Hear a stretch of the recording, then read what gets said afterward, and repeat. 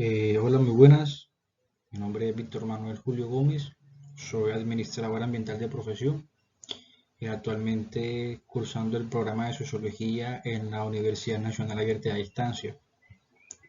Teniendo en cuenta la actividad vigente para desarrollar en la asignatura de Teoría Sociológica Clásica, empiezo con mi presentación a hablar del surgimiento de la sociología.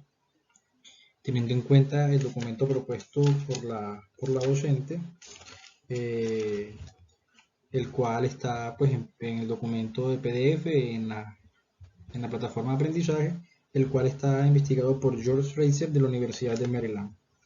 Entonces, comenzamos diciendo que la teoría sociológica clásica o los teóricos clásicos empiezan a surgir aproximadamente en el siglo XIX, cuando se comienza a encontrar pensadores que han sido manifestantes identificados como sociólogos, teniendo en cuenta de que no todos tenían como tal el título de sociólogo, sino que también tenían conocimientos titulados por otras profesiones. Sin embargo, su investigación arraigada y enfocada hacia la parte social se les designa como tal el término de sociólogo. Entonces, encontramos dentro de ellos los más importantes a Saint-Simon, pues que se encuentran allí en la presentación: Augusto Comte, Emily Durkheim, Karl Marx, Max Weber, Gayton Mosca, Wilfredo Pareto, Herbert Spencer, George Samuel, William Graham, Lester Ward, Charles Horton y George Herbert. Entonces, la teoría sociológica clásica son teorías ambiciosas y de gran enlace y alcance que se crearon durante la Edad Clásica en la sociología en Europa, aproximadamente en el siglo XIX y siglo XX.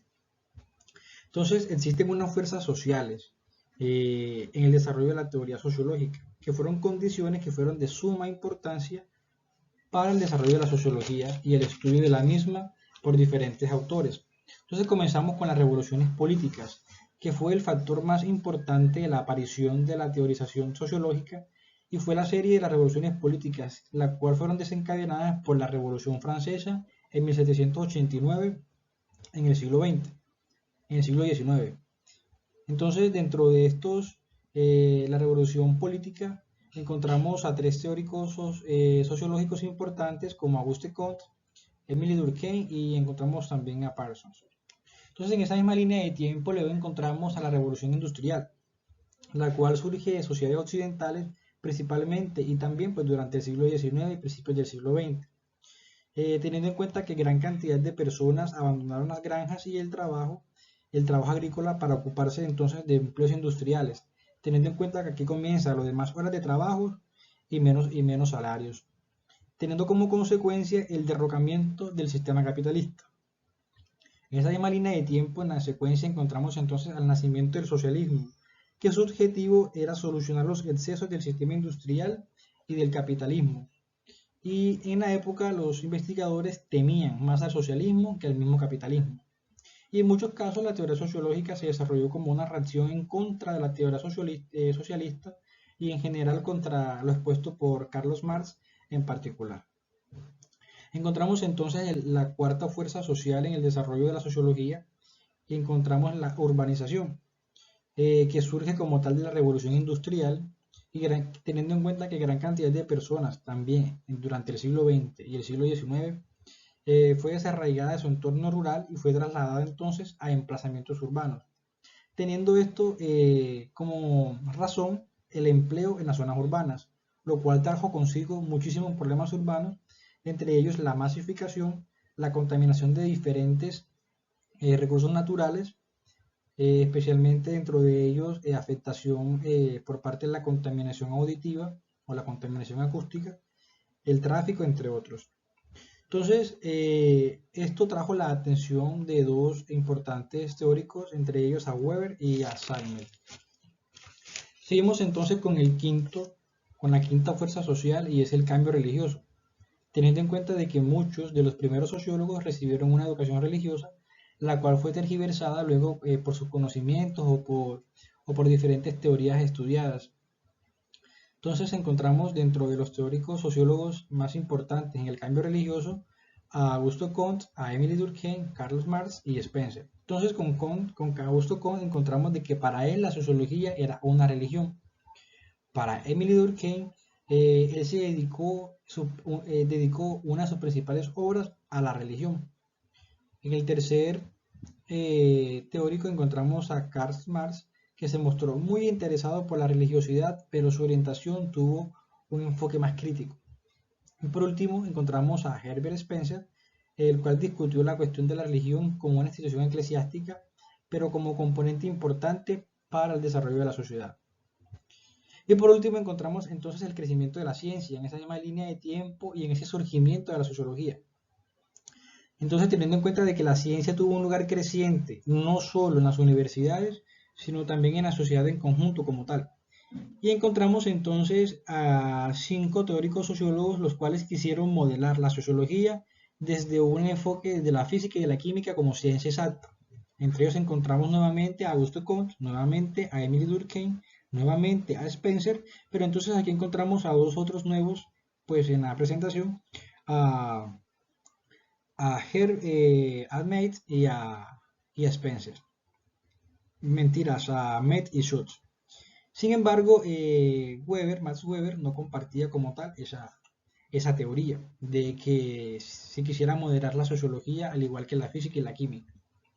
Entonces, ahorita ya entrando como tal en el estudio de los teóricos sociólogos allí manifestados en la presentación, que están identificados pues con el tiempo de vida, y también pues allí abajo aparece una bandera la cual hace alusión al país donde este pues surgió. Entonces encontramos a 3 franceses, 3 alemanes, un inglés, 2 italianos y 4 americanos. Comenzamos entonces con Saint-Simon, entre 1760 y 1825, el cual trabajó como secretario de Auguste Comte, lo cual existía una similitud de ideologías en ambos. Sin embargo, a la final tuvo una ruptura por parte de diferencia en sus ideologías y en sus proyectos. Entonces, para Saint-Simon encontramos de que el aspecto más importante para él era el desarrollo de la teoría sociológica conservadora, y era positivista. Esto quiere decir de que creía pues que el estudio de los fenómenos sociales, en este caso pues de la sociología, debía emplear las mismas técnicas científicas que las ciencias naturales. Seguimos entonces con Auguste Comte, el cual fue el primero en utilizar el término de sociología. Lo encontramos entre 1798 y 1857, también francés. Seguimos entonces con el último francés propuesto por la presentación, y es Émile Durkheim en 1858 hasta 1917, el cual manifestaba su interés a través de la sociología en los estudios de los suicidios. Y también tenía en cuenta pues la parte de los hechos sociales, diferenciados en dos aspectos, materiales y no materiales. Entonces los materiales, Durkheim intervenía mucho en sus estudios y escritos a través de la burocracia y el derecho. Y para los no materiales encontramos entonces los culturales y las instituciones sociales. Durkheim en su obra de las formas elementales de la vida religiosa embarcó el análisis de un hecho no material, en este caso pues la religión. Seguimos entonces con uno de los más conocidos, y es Karl Marx, alemán, 1818 hasta 1883, el cual empieza a surgir el desarrollo de la teoría sociológica en Alemania. Entonces, encontramos a él como uno de los principales teóricos sociólogos de la época, y actualmente pues también. Entonces, para él había una analogía con Feuerbach, que el cual diferenciaba había una dicotomía en el hecho de que para Marx estaba más enfocado en el mundo social, pero sin embargo para Feuerbach enfocaba más su parte en la religión. Entonces era difícil para Marx pues aceptar teorías económicas conservadoras, dado su compromiso con el cambio radical del capitalismo hacia el socialismo. Entonces Marx pues no era sociólogo ni tampoco se consideraba como tal. Y pues en este caso con Marx pues encontramos la dialéctica, que es la técnica argumentativa por la cual se busca la verdad a través de la manifestación de las contradicciones en los argumentos expuestos por el adversario. En esa misma línea de tiempo seguimos entonces con Max Weber en 1864 a 1920, el cual es considerado el mayor gigante de la sociología alemana. De igual forma, pues Max Weber, junto con George Simmons, comparten muchas investigaciones, pues muchas ideologías, Entonces encontramos de que dedicaban su mayor atención a las ideas de los sistemas religiosos y ambos se interesaron mucho fundamentalmente en la influencia de las ideas religiosas a través de la economía. Para Max Weber, la institución política se encontraba a través de los sistemas de autoridad. Seguimos entonces en esta misma línea de tiempo con Herbert Spencer, el inglés, entre 1820 y 1903, el cual es el teórico de la evolución y su teoría es altamente compleja porque adopta variadas formas a menudo y es muy poco clara y ambigua.